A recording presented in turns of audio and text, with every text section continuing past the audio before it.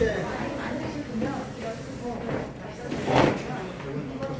종배양에 대해서 그 이제 종에 대해서는 여러 번 얘기를 드렸죠.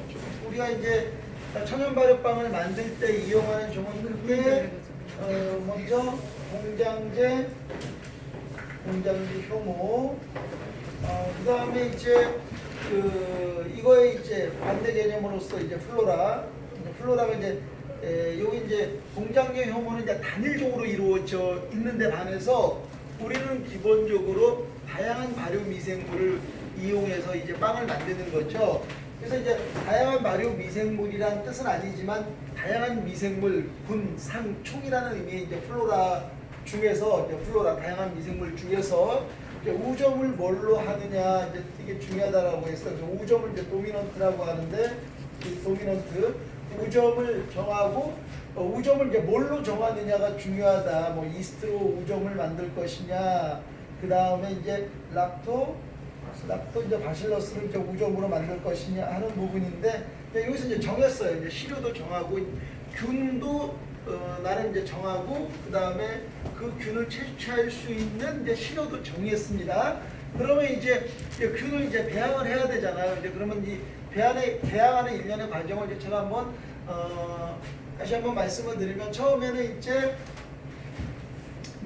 시료를 선정을 하고 배지의 형태도 또 선정을 해야 돼. 그건 다 어떤 균을 하느냐에 따라 달라지는 겁니다. 그래서 내가 이제 어떠한 균을 어떤 시료를 선정해 가지고 이제 배지에다가 접종을 시킬 것이냐. 그래서 그 배지에 균을 이제 접종을 시키는 게 첫 번째 단계가 있어야 돼. 이 이나큐레이션이라고 하는 첫 번째 단계. 이 단계에서는 뭘 해야 돼요? 균을 정하고 균을 정하고 그 다음에 시료를 정해야죠. 이나큐럼이라고 하는 이제 시료를 정해야 돼요. 그 다음에 배지를 또 정해야죠. 배지를 정하고 이제 접종을 시키는 겁니다. 이나큐레이션은 이제 접종이라는 뜻이에요. 그러니까 시료를 배지에다가 넣어서 균을 이제 접종시키는 그런 걸 의미하는데, 자 예를 들어서 내가 여기서 균을 이제 생각을 해보는 거죠. 내가 이제 두 가지 균 중에 하나예요. 그 효모균류 우점 아니면 유산균류 우점이에요. 우리는 기본적으로 싱글 스피시즈, 싱글 퍼먼테이션을 좋지 않다라고 얘기를 해야 되는 거예요. 아셨죠? 그렇게 이야기를 해야 되는 거야. 그리고 다양한 발효가 그 안에 녹여져 있다. 다른 모든 발효 음식도 다 그렇게 얘기하잖아요. 프로바이오틱스도 요즘에는 단일 유산균이 아니라 3개 이상의 유산균이 혼재하는 뭐 이런 식으로 광고를 하고 있지 않습니까? 그래서 멀티 퍼먼테이션을 이제 강조하듯이 우리도 이러한 그 이야기를 해 나가는 거예요. 이렇게 해야만 그 재료 투하량은 예를 들어서 앙버터 누가 만들었냐면 이제 큐원에서 이제 수입을 한 거예요. 호주에서. 그러면 이제 그분은 대박을 냈죠. 왜냐면 크림과 공기도 집어넣지 않고 버터 자체를 그냥 잘라가지고 놔서 그리고 이렇게 넣었단 말이에요. 그럼 누가 돈을 많이 벌었겠냐? 앙버터 치아바타를 만든 분이 많이 버는 게 아니라 누가 많이 버냐면 수입해서 파는 업자가 많이 버는 거고, 그죠? 그러니까 그러면 이제 만드는 나에게 있어서는 내 생산 가치라고 하거든요. 내가 노무자잖아요. 노무자. 아셨죠? 노무자가 만들어내는 가치, 생산 가치, 노무 가치가 그렇게 높지가 않아요. 그러니까 우리의 가치가 우리의 이제 능력이 반영돼서 그 가치가 높아지는 생산 가치, 노동 가치를 어떻게 높일 것인가? 그럼 우리가 주체적으로 해야 되는 거야. 우리가 이런 부분에 대해서 고민을 하고 이야기를 해야 돼. 소비자는 그렇게 얘기 안 해도 되죠. 소비자는 뭐 본인 편한 대로 얘기하지만 만드는 사람들끼리 이야기할 때, 공부할 때, 커뮤니티에서 토론할 때 이것은 우리 노무자, 생산자가 해서 직접적으로 어떻게 해서 같이 높이는 쪽 이렇게 이야기를 만들고 분위기를 만들어야지. 그냥 뭐 이재료 재료도 사다가 뭐 이렇게 넣어서 만든 거 가지고 와 이거 대단하다 이렇게 얘기하는 것은 그런 식으로 몰아가는 것은 그러면 어떻게 해서 이제 수익 구조를 내냐면 그렇게 이제 재료비가 압박을 받으면 공통점이 있어요. 그냥 남아서 일해라. 근데 너 기술 배우는 거야. 이런 논리로 간다니까. 지금까지 그래왔고 그러니까 전태일 열사가 이거 몸에다 휘다 뿌리고 죽었잖아. 이 길이 보통 길이 아니야.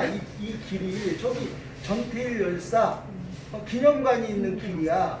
여기가 어느 계열이야? 청계천. 청계천은 뭐 하는 데요? 우리 산업의 시작이야, 시작. 70년대 산업의 시작이 이 길이란 말이에요. 그러면 노동 그렇게 지금 2000년대 넘었는데 노동 가치, 생산 가치에 대한 가치에 대한 이야기를 하지 않고 그런 쪽이 어느 쪽인지도 얘기하지 않고 그것이 고객이 어떻게 이렇게 되는지도 생각도 안 하고 그냥 뭐 이렇게 재료 집어넣어서 이렇게 쫑딱쫑딱해서 만든 걸 가지고 난 진짜 그럴 때마다 얘들이 이제 생각이 있는 사람들이야, 없는 사람들이야.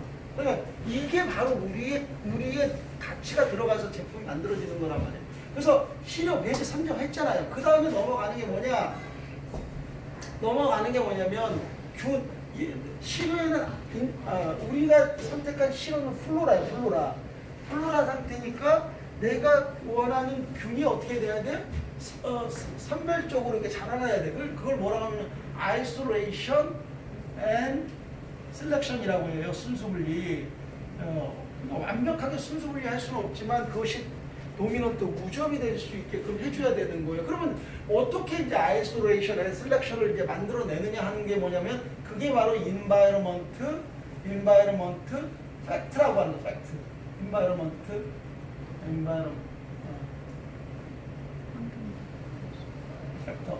팩터인데 이게 환경 요소라고 해요. 환경 요소. environment factor라고 해가지고 그래서 이 환경 요소 이제 세 가지가 있어요. 세 가지가 물리적 환경 요인, 피지컬, 그 다음에 화학적 환경 요인, 케미컬, 그 다음에 바이오로지컬 해가지고 생물학적 환경 요인. 그럼 이제 구체적으로 어떤 게 있냐? 피지컬에 온도가 있고, 그 다음에 압력이 있고, 그 다음에 내열성이 있어요. 내열성.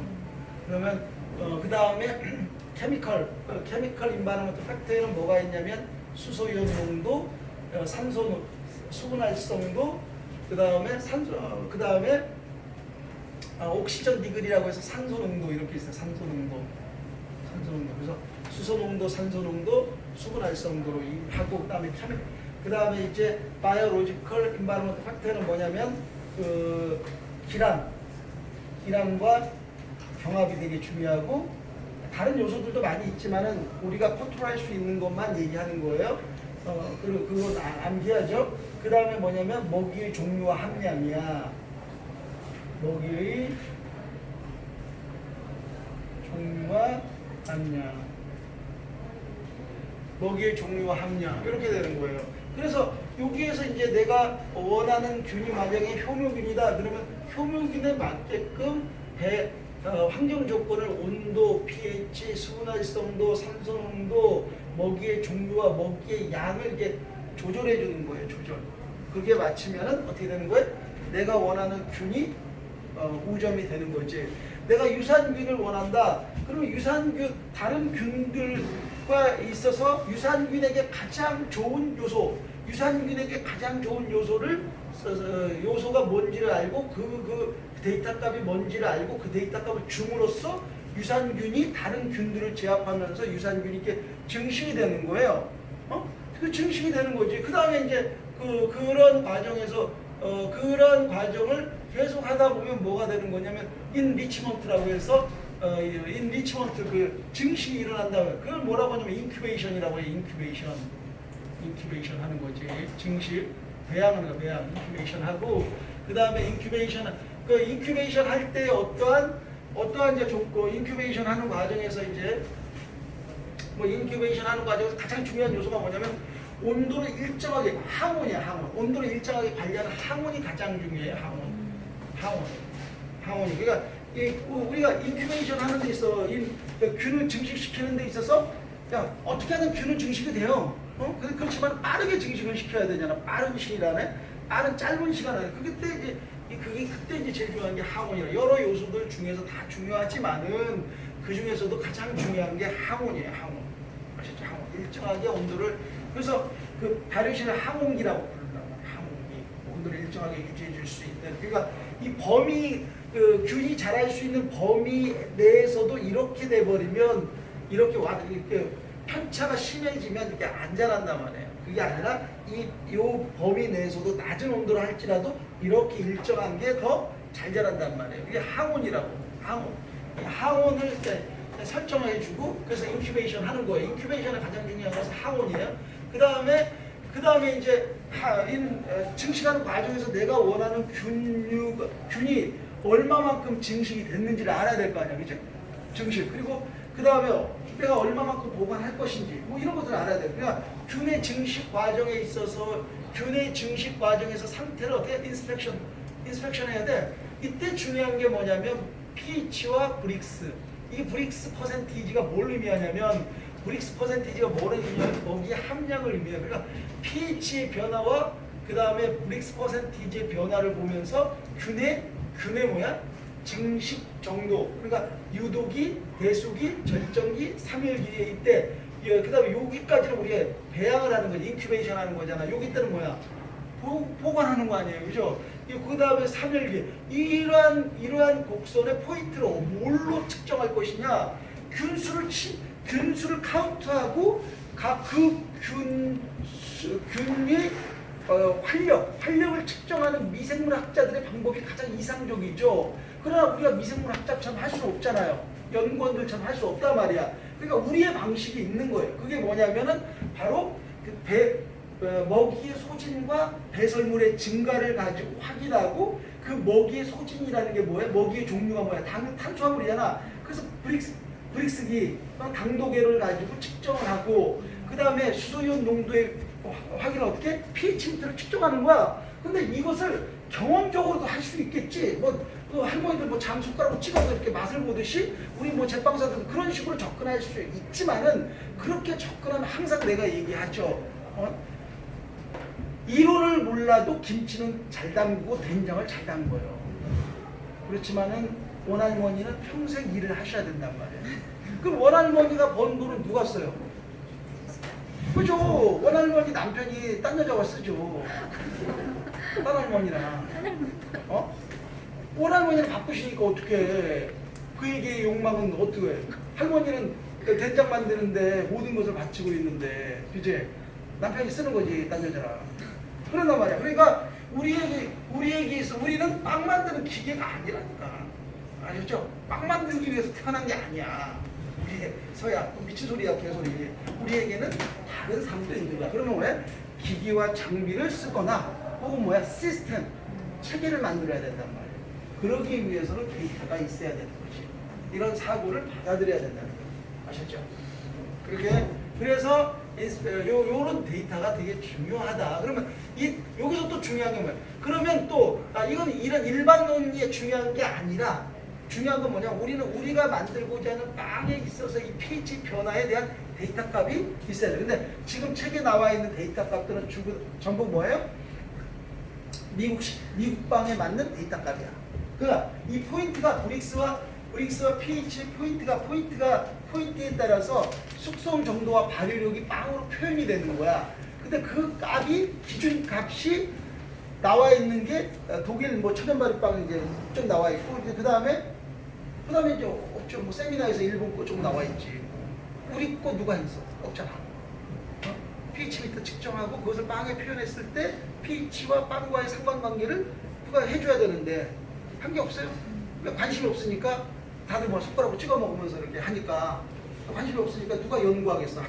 연구원이 석박사 하시는 분들이 연구해 줘야 되는데 누가 돈 내는 사람이 없으니 연구할 필요가 없지. 그러니까 이제 없어요. 그러니까 우리가 찍어봐야 돼. 우리가 찍어봐야 돼. 그래서 이론적으로는 그래. 우리가 지금 이론적으로 보면은 미국식 이론에서 보면 pH가 4.8이에요. 4.8. 최근에 우리나라 사람들이 좋아하는 빵이 5.2라고 1층으로 완료됐을 때가 5.2.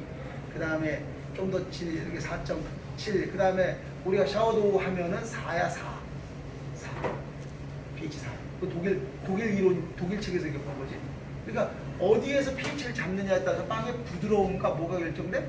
숙성 정도, 그 질감의 차이가 가져온단 말이에요. 아셨죠? 그렇게 이해해야 되는 거야. 그 다음에 이제 요게 끝나고 나면 다섯 번째가 뭐예요? 아이덴티피케이션. 이거는 이제 아이덴티피케이션. 이건 반드시 해야 돼. 큰 기업들은 이 동점을 해줘야 돼. 동점을 안 하면 어디로 팔지를 못해. 미생물을 팔지를 못해요. 아이덴티피케이션. 이거 우리 할 수 있어 없어? 없어요. 이거 의뢰해야 돼. 이거 이제 비즈니스가 되는 거야. 내가 조금 크게 안다. 종을 좀 팔아야 되겠다. 그러면 아이덴티피케이션 해야 돼요. 동정. 그럼 이거 다 생각하고 있어. 또 할 사람들은 다. 아이덴티피케이션 해주고. 그러니까 우리가 최소 어디까지는 해야 돼? 여기 아이덴티피케이션을 못해도 인스펙션까지는 해줘야 된다니까. 그러면서 빵을 이렇게 연구해야 돼요. 아시겠죠?